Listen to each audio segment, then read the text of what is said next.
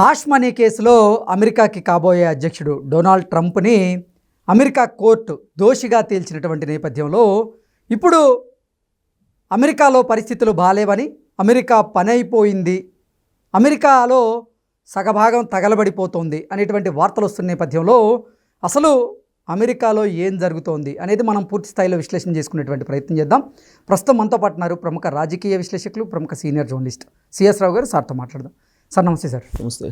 ప్రస్తుతం అమెరికాలో పరిస్థితులు బాలేవని, అమెరికాలో సగభాగం తగలబడిపోతుంది అని, అమెరికా పని అయిపోయిందని, అమెరికాకి కాబోయే అధ్యక్షుడైనటువంటి డొనాల్డ్ ట్రంప్ని హాష్ కేసులో ఇప్పుడు అమెరికన్ కోర్టు దోషిగా తేల్చినటువంటి నేపథ్యంలో అసలు అమెరికాలో పరిస్థితులు ఎలా ఉన్నాయి ప్రజెంట్ అంటే ఏం చెప్తారు సార్? ఇప్పుడు తాజాగా జరుగుతున్నటువంటి పరిస్థితులను బట్టి చూస్తుంటే రాబోయేటువంటి రోజుల్లో అమెరికా పరిస్థితి ఏంటి అనే దాని మీద మనం ఒక అంచనాకి రావచ్చు. కొత్త ప్రభుత్వం రాబోతుంది. ట్రంప్ జనవరి 20వ తారీఖున ప్రమాణ స్వీకారం చేయబోతున్నారు.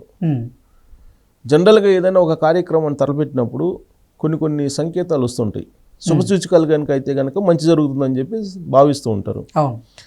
అదే కనుక అశుభ సూచికలు కనిపిస్తూ ఉంటే ట్రంప్ ప్రమాణ స్వీకారం చేసిన తర్వాత అమెరికా పరిస్థితి ఏంటి అనే దాని మీద కొంత నెగిటివ్ యాంగిల్ మనకి కనిపిస్తూ ఉంది ఆడ. ఇప్పుడు తాజాగా జరిగినటువంటి పరిణామం ఏంది? కాబోయేటువంటి అధ్యక్షుడు ట్రంప్, ఆయనకి మాన్హాటన్ కోర్టు శిక్ష విధించింది హ్యాష్ మనీ దాంట్లో.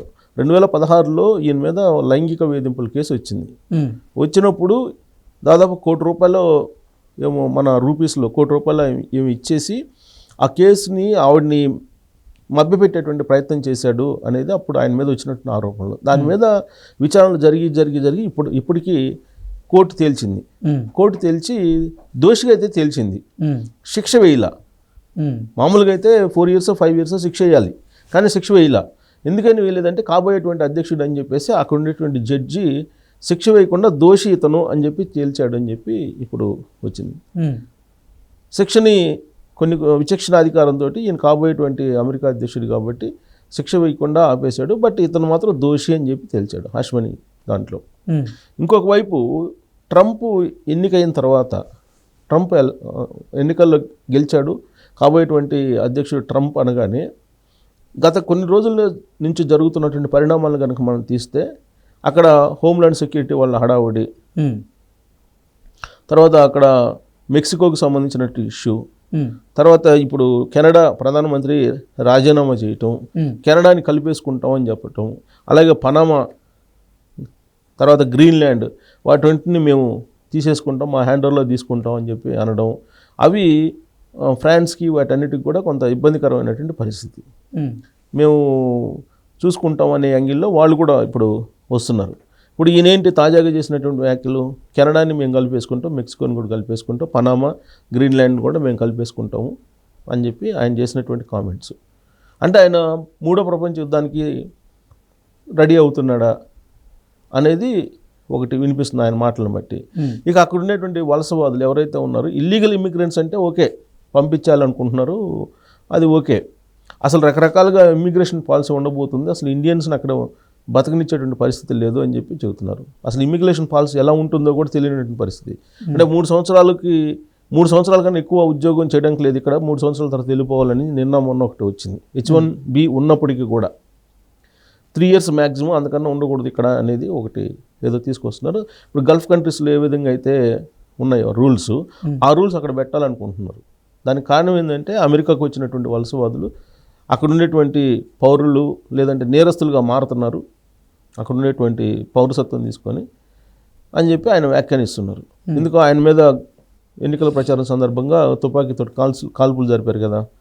సో కాబట్టి ఇల్లీగల్ ఇమ్మిగ్రెంట్స్గా ఉంటూ ఇక్కడ నేరస్తులుగా మారుతున్నారు, కాబట్టి మిగతా అందరినీ పంపించేస్తానని చెప్పి దాదాపు 14 లక్షల మంది ఇల్లీగల్ ఇమ్మిగ్రెంట్స్ ఉన్నారని చెప్పి తేల్చారు. వాళ్ళల్లో దాదాపు 3 లక్షల మంది ఇండియన్స్ ఉన్నారని చెప్పి లెక్కేశారు.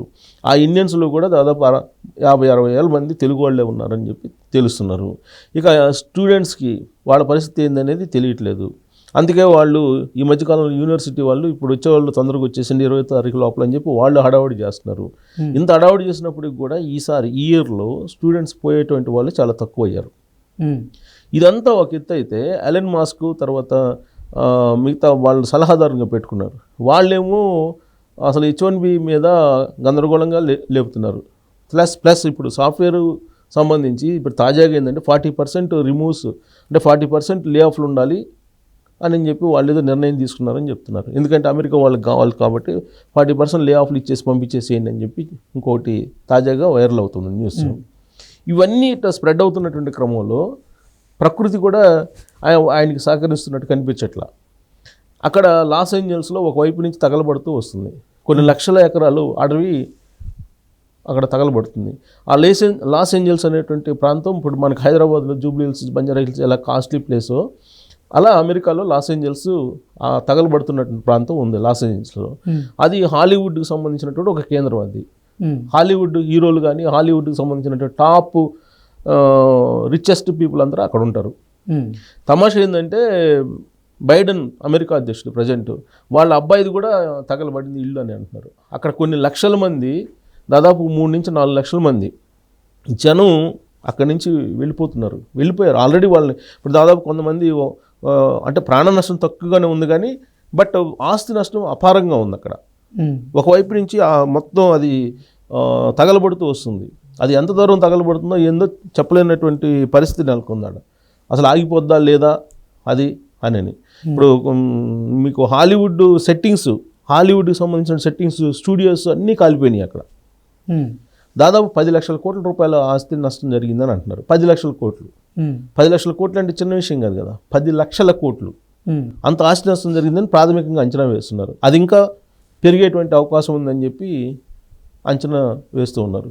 అక్కడ ఉండలేనటువంటి వాళ్ళు దక్షిణ అమెరికాకు సంబంధించినటువంటి ప్రాంతంలో ఉండేటువంటి వాళ్ళందరూ కూడా ఇప్పుడు మొత్తం పరారీలో ఉన్నారు. వెళ్ళిపోయేటువంటి పరిస్థితి, ప్రాణం దక్కించుకోవడానికి కొన్ని లక్షల మంది రోడ్ల మీదకి వెళ్ళిపోయారు. ట్రాఫిక్ జామ్ అయిపోయింది, కార్లు తగలబడ్డాయి, ఆస్తులు తగలబడ్డాయి, ఇళ్ళు తగలబడ్డాయి, హాలీవుడ్కి సంబంధించిన సెట్టింగ్స్ తగలబడ్డాయి, అక్కడ ఉన్నటువంటి టెక్నాలజీ మొత్తం తగలబడింది.